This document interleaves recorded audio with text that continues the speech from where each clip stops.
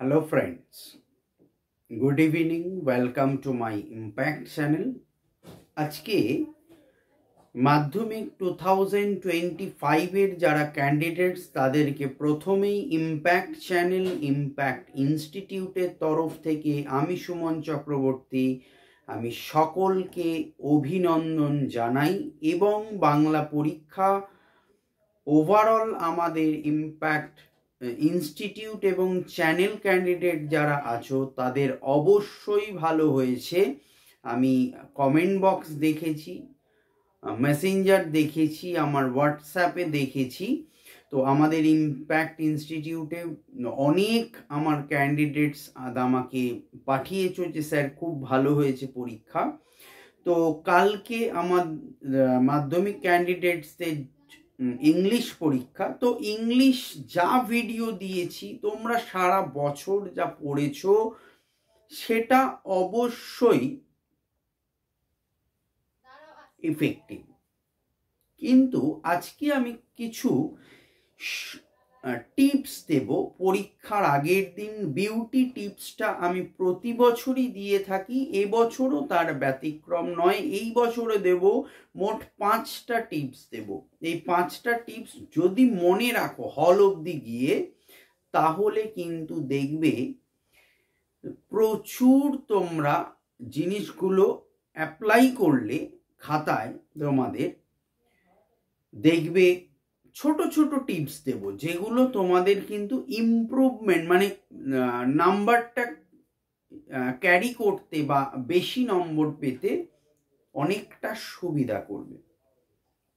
প্রথমত বলি, এটা নাম্বারে বলছি, এমনি বলছি ক্যাজুয়ালি, যে পরীক্ষা হলে সবসময় আধ ঘন্টা আগে যাবে, একদম আধ ঘন্টা আগে যাবে। তার কারণ হয়তো শরীর খারাপ হলো, টেনশন নার্ভাসে হয়তো শরীরটা খারাপ লাগলো, পেট ব্যথা করলো, বা হয়তো গা বমি বমি লাগছে, টেনশন নার্ভাসনেসে অনেক কিছু হতে পারে, হাত পা কাঁপতে পারে। অনেক ছাত্রছাত্রী অসুস্থ হয়ে পড়ে। আধ ঘন্টা আগে যদি হলের বাইরে দাঁড়িয়ে থাকো, দেখবে অন্তত একটা রিল্যাক্সড হবে মুড, এবং বন্ধু বান্ধবের সাথে 5টা কথা বলে, বাজে কথা উল্টো পাল্টা নয়, পড়া কেন্দ্রিক কথাবার্তা বললে, শেয়ার হলে দেখবে তোমাদের মাইন্ডটা রিল্যাক্সড হবে। ওকে, আধ ঘন্টা আগে অবশ্যই যাবে। ছোট জল একটা নিয়ে যাবে, এবং তোমাদের যা যা এলিমেন্টস আছে নিয়ে যাওয়ার যাবে, এবং অবশ্যই আধ ঘন্টা আগে যাবে। কোনো অসৎ উপায় অবলম্বন করবে না, একদম স্ট্রিক্টলি প্রহিবিটেড।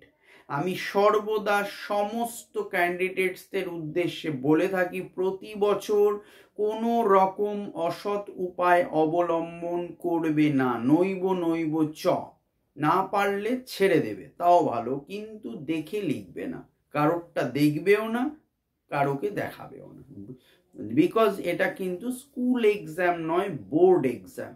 ওকে, আর তোমরা অন্য স্কুলে গিয়ে যেহেতু এক্সাম দিচ্ছ, তো কোন টিচার কেমন কি তোমরা জানো না, সো দরকার নেই তোমাদের। তোমরা যা পারবে আমি টিপস দিচ্ছি, দেখো, আর কোনো প্রবলেম থাকবে না তোমাদের। ওকে, সো এই হলো বেসিক বললাম আমি যেগুলো, সেগুলো মাথায় রাখবে। এবার আসছি নাম্বার 1। হলে ঢুকলে, হলে ঢুকেই খাতা পেলে, কোয়েশ্চেন পেপারটা পাচ্ছ, পেলেই আগে নাম, রোল নাম্বার আর registration number. Registration number, roll number, নাম ভালো করে অ্যাডমিট কার্ড দেখে মিলিয়ে লিখবে, আদারওয়াইজ খাতা কিন্তু ক্যান্সেল হয়ে যেতে পারে। এটা কিন্তু বারবার বলে দিচ্ছি, মানে ভেরি সিরিয়াস এটা একটা। কেননা তুমি একটা জিনিস ভাবো, তুমি একটা পরীক্ষা খুব ভালো দিলে, তুমি রোল নাম্বারটা ভুল লিখে এসছো, এরকম বহু ক্যান্ডিডেট থাকে যে স্যার আমি নাম রোল নাম্বারটা ভুল লিখে চলে এসেছি, বা রেজিস্ট্রেশন নাম্বারটা একটু বড় হয়, ওটা ভুল লিখে চলে এসেছি। একদম না, বারবার মেলাও, একবার দুবার। আর ইংলিশে একটা সুবিধা কি হয় তোমাদের, দেখবে যে 3 ঘন্টা, সোয়া 3 ঘন্টা টাইম থাকে, ওই টাইমটা এক্সেসিভ টাইম, বিকজ প্যাসেজ দেওয়া থাকে, টাইমটা কিন্তু অনেকটা টাইম ওয়েস্ট বেঙ্গল বোর্ডে পাওয়া যায়। সো ধরে ধরে করো, রোল নাম্বার, নাম, রেজিস্ট্রেশন নাম্বারটা প্রথমে কমপ্লিট করে নাও, লিখে নাও। ওকে, কেননা তোমার দাগ টানার ব্যাপার নেই, প্যাসেজ দেওয়া থাকছে। ওকে, দ্যাটস ফাইন। তো এইবার আসছি কোয়েশ্চেন প্যাটার্নে 5টা বিউটি টিপস দিচ্ছি, তার আগের টিপসগুলো দিয়ে দিলাম। 5টা বিউটি। নাম্বার 1, সিন প্যাসেজটা খুব ভালো করে 2-3 বার রিডিং পড়বে, আগে আনসার লিখবে না। বারবার বলছি, 15 মিনিট আগে খাতা যে দেয়, কখনো আগে পেন ছোঁয়াবে না। নাম, রোল নাম্বার, রেজিস্ট্রেশন নাম্বারটা লিখে পেনটা সাইডে রেখে দাও, দিয়ে করে দেখো, অ্যাপ্লাই করে দেখো। আমি 22 বছরের এক্সপিরিয়েন্সে বলছি, খারাপ বুদ্ধি দেব না তোমাদের। প্যাসেজটা পড়ো, ভালো করে পড়ো, খুঁটিয়ে খুঁটিয়ে পড়ো, লাইন টু লাইন পড়ো, ধরে ধরে পড়ো। মিনিং সব জানবে না, দরকার নেই, ছেড়ে দাও, লাইন টু লাইন পড়ো শুধু। পড়ে এইবারে পড়া হয়ে গেলে 2-3 বার পড়ে, 3 বার পড়ে অফ করে দাও, দিয়ে এইবার কোয়েশ্চেন আনসারে আসো। কি আছে দেখো কোয়েশ্চেন আনসারটা। নাম্বার 2 টিপস বলছি এবার। এটা হলো প্যাসেজটা পড়লে 2-3 বার, নাম্বার 1।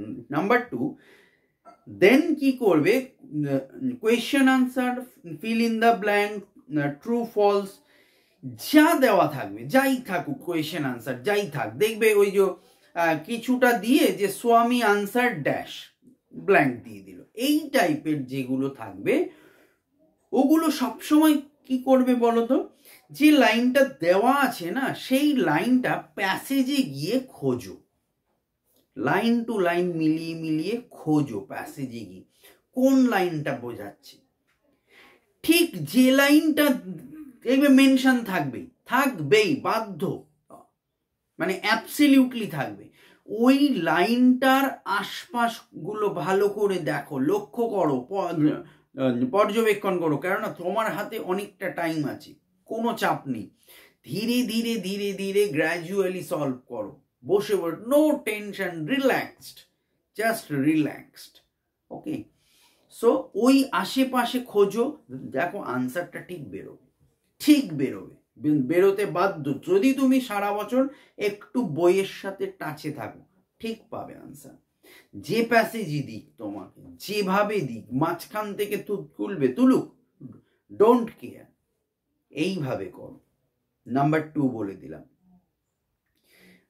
নাম্বার 3 হচ্ছে unseen passage, very important. Unseen প্যাসেজে তাহলে সিন প্যাসেজটা কিন্তু যেভাবে বললাম ঠিক সেইভাবে সলভ করবে হলে গিয়ে।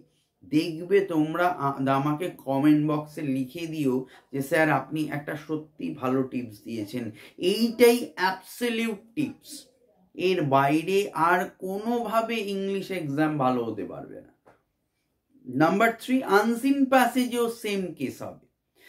প্যাসেজটা সিন যদি 3 বার পড়ো, আনসিন 6 বার পড়বে। তার কারণ কি, সিন মানে হচ্ছে জানা, আনসিন হচ্ছে অজানা।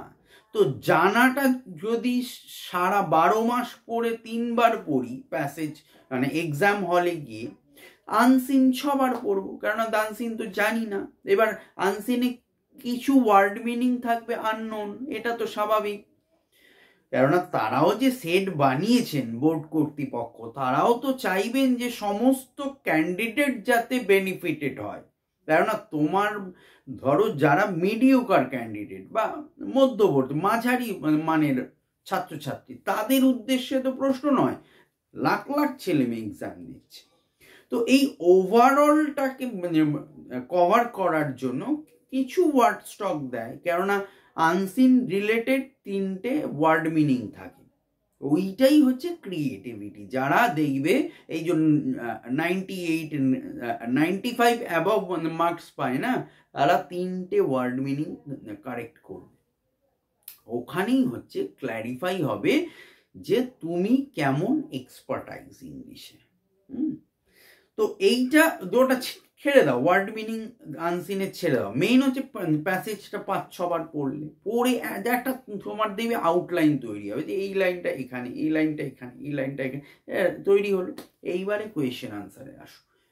কোয়েশ্চেন আনসার থাক, ফিল ইন দ্য ব্ল্যাঙ্ক থাক, যা থাক, যেই লাইনটা দেওয়া থাকবে সেই লাইনটা প্যাসেজে খুঁজবে, যে কোথায় আছে খুঁজে যেমনি এক্সাক্ট লাইনটা পেয়ে গেলে তার আশপাশটা মানে দেখো, চারিদিকে খোঁজো, দেখবে আনসারটা পাবে, সব আনসার পাবে তুমি। এটা হচ্ছে শর্ট ট্রিক। এই ট্রিক দিয়েই আমি ইম্প্যাক্ট ইনস্টিটিউটে যখন পড়াই, আজকেও আমি ক্লাসে ওদের টিপস গুলো দিলাম। তো আমার মনে হলো যে চ্যানেলেও আমার যারা ক্যান্ডিডেটস আছে, ভিউয়ার্স আছে, আমাকে যারা সাবস্ক্রাইব করে রেখেছে, তাদের ক্ষেত্রেও আমার অনেকটা দায় থাকে। সো সেই দায় মাথায় নিয়েই আজকের এই ভিডিওটা বানালাম। অবশ্যই ভালো লাগলে একটা লাইক দিও, কমেন্ট দিও কিছু বলার থাকলে, এবং অ্যাডভাইসও দিতে পারো কিছু যদি বলার থাকে তোমাদের, যে স্যার আমাদের এই ধরনের এই সাবজেক্টের ওপরে ভিডিও দিন, তাহলে আমাদের আরো সুবিধা হবে। তো ডেফিনেটলি আমি চেষ্টা করব তোমাদের সঙ্গে থাকার। তো এই হলো নাম্বার 3 পয়েন্ট বললাম। নাম্বার 4 দেখো, আচ্ছা নাম্বার 3 এর আরেকটা পার্ট বলি, যেটা খুব ইম্পর্টেন্ট, ছোট জিনিস কিন্তু very important part, cause effect. Unseen প্যাসেজে কজ ইফেক্টটা দেয়, প্রায় প্রতি বছরই দেয়। কজ ইফেক্টে মেইন দেখো, সঠিক লাইন বা উত্তরের অংশটা খুঁজে বের করবে। যে লাইনটা দেওয়া আছে সেই লাইনটা প্যাসেজে খুঁজবে। আর একটা বিউটি, মানে সুন্দর জিনিস বলে দিচ্ছি, টিপস। কজ ইফেক্টের ক্ষেত্রে যে লাইনটা দেওয়া থাকবে, ধরো কজটা, মানে ধরো ইফেক্টটা দেওয়া, কজ বাদিকে থাকে, ইফেক্ট ডান দিকে থাকে। ইফেক্ট দেওয়া আছে, ধরো কজটা লিখতে হবে, তো ইফেক্ট যেটা দেওয়া আছে তার আগের লাইনটা হবে কজ, একদম গ্যারান্টি। দেখবে ইফেক্ট যে লাইনটা, ওই লাইনটা প্যাসেজে গিয়ে খোঁজো, তো প্যাসেজে যখনই পেয়ে গেলে তার আগের লাইনটাই হবে কজ। ঠিক তার উল্টোটা, কজ যখন দেওয়া আছে, কজের লাইনটা প্যাসেজে খোঁজো, প্যাসেজে যে লাইনটা পেলে কজে, কজের লাইনটার পরের লাইন হবে ইফেক্ট। এর বাইরে কোনো টিপস হতে পারে না কজ ইফেক্টের, আর হয় না, কোনোভাবে হবে না, সম্ভব নয়। তাই জন্যই আমি তোমাদের এই ভিডিওটা শেয়ার করলাম আজকে।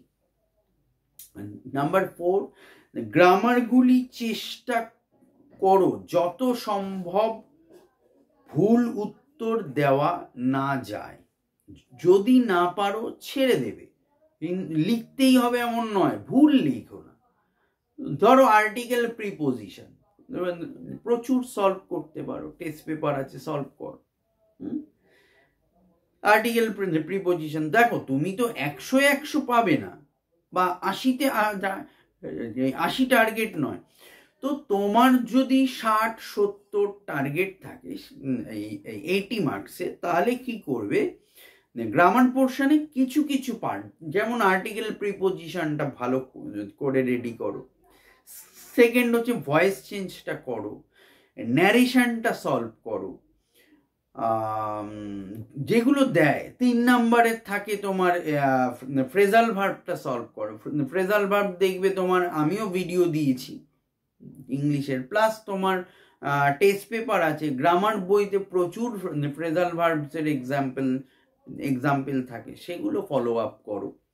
তো দেখবে তো তোমাদের ভুল মানে কমনও পেয়ে যেতে পারো। হ্যাঁ, ফ্রেজাল ভার্ব কিন্তু এমনও হয়, আমি যে ক্লাস ওয়ার্ক ইম্প্যাক্টে করাই, অনেক প্রশ্ন ফ্রেজাল ভার্ব ভয়েস চেঞ্জ হুবহু পায় না, ফ্রেজাল ভার্ব হুবহু অনেক সময় এসে যায়, ভয়েস চেঞ্জে যে রুলস দিয়ে, শর্ট ট্রিক মনে রাখার দিয়ে আমি কিছু ভিডিও দিয়েছি, চ্যানেলে গিয়ে তোমরা দেখতে পারো, সেগুলো কিন্তু তোমরা করতে পারো। আর একটা হয় অ্যাফার্মেটিভ নেগেটিভ, আমি এরও একটা ভিডিও দিয়েছি, দেখতে পারো। তো এইভাবে কিছু কিছু পার্ট এমন ক্লিয়ার করে রাখো যাতে তোমরা কিন্তু আনসারটা পজিটিভলি করতে পারো। আমার উদ্দেশ্য বলার এটাই যে যেটুকু করো সলিড করো, যাতে ওখানে একটা এক্সামিনার যেন একজনও পেন ছোঁয়াতে না পারেন। আর একটা করতে পারো, ওটাও খুব ভালো, আর থাকে প্রতিবারই থাকে ক্লজ, হ্যাঁ, রিলেটিভ ক্লজ আর অ্যাডভার্বিয়াল ক্লজ আর নাউন ক্লজ, এই তিনটের ওপরই আসে। তো এই তিনটে তো তোমরা ক্লজ একবার করে দেখে যেতে পারো। আর ক্লাস ওয়ার্কে তোমাদের যদি হয়ে থাকে তাহলে একবার রুলসটা ফলো করে যাও। ক্লজও কিন্তু জয়নিং যেটা বলে, জয়নিংও কিন্তু প্রতি বছর দিয়ে থাকে। ওকে, সো এই হচ্ছে 4 নম্বর হলো টপিক, মানে টিপস। নাম্বার 5, লাস্ট যেটা, রাইটিং স্কিল সবার শেষে করবে। রাইটিং স্কিল কখনো আগে ধরবে না, কেননা ওয়েস্ট বেঙ্গল বোর্ডে রাইটিং স্কিলের অবস্থা ছাত্রছাত্রীদের ভয়ঙ্কর খারাপ। এই জন্য রাইটিং স্কিল সবার লাস্টে করবে, সময় থাকবে, ধরে ধরে লিখবে। আর একটা বলি, কখনো এমন নয় 1 পেজ তোমায় লিখতে হবে, দেখবে মেনশন থাকে 100 ওয়ার্ডস, দরকার নেই তোমার।